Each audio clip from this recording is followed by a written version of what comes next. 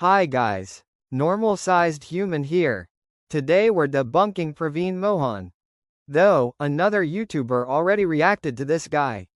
Electro Boom. But we will also be reacting and debunking him anyway. So, let's get into it.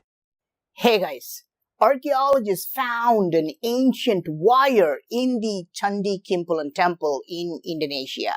Yes, this is the actual picture of that high quality copper alloy wire found during the excavation, and initially they thought it was an ornamental ring.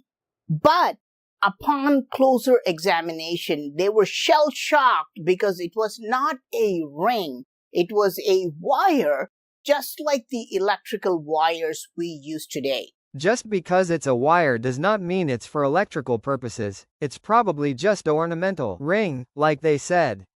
Archaeologists confirm that this is about 1,200 years old. The archaeology report published by the Indonesian government actually mentions the words wire made of copper alloy. Fun fact, this document doesn't exist. You can't find it anywhere on the internet. How long are we going to pretend that all these ancient objects are meaningless and were used for superstition? What is more fascinating to me is how they stored the wire.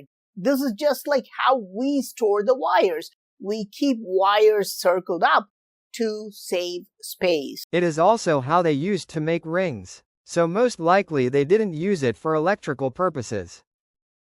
This was found inside the airtight stone box buried under the lingam's base. So they cannot store it like this. They had to make it into a circle to save space. In my previous video, I showed you they found two objects. There was a stone plate with gold and silver foils and a box with various other objects. Archaeologists found them during the excavation of this temple. As you can see, all these objects start to look like parts of a complex machine. These thin metal plates look like fan blades of a modern rotor. Ah yes, since the Hindus needed PC fans to play Fortnite on max graphics. Right? After discovering these weird objects, archaeologists started to dig into the dirt of the entire temple premises and found fragments of thin rectangular iron plates. They called them iron spatulas in the archaeological report. And they also found more thin slivers of silver.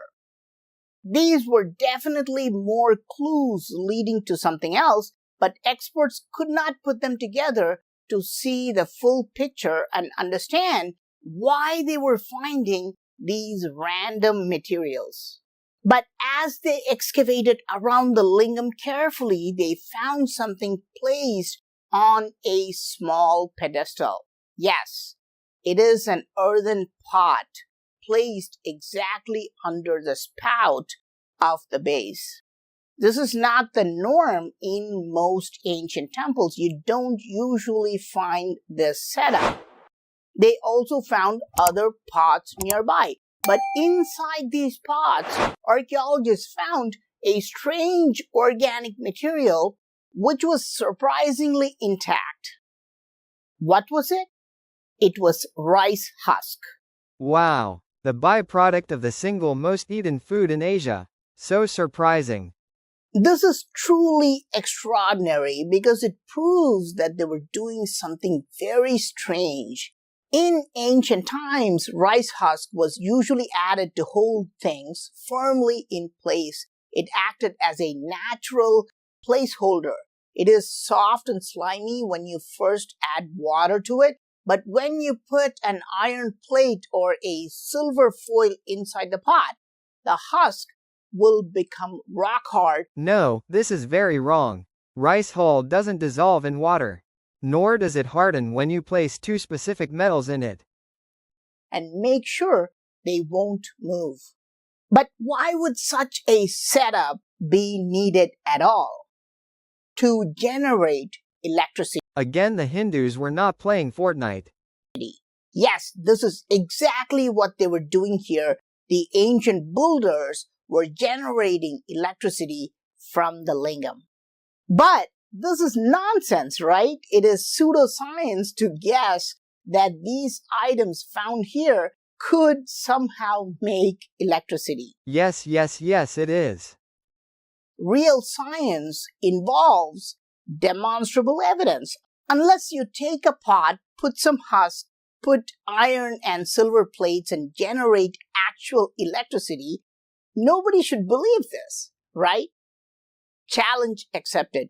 So here is an earthen pot just like what we found in the Chandi Kimpulan temple. And this is rice husk, and I'm going to fill 25% of the pot with husk. Here's a silver plate and I will stick it in the rice husk, and here is a piece of iron and I will stick it here.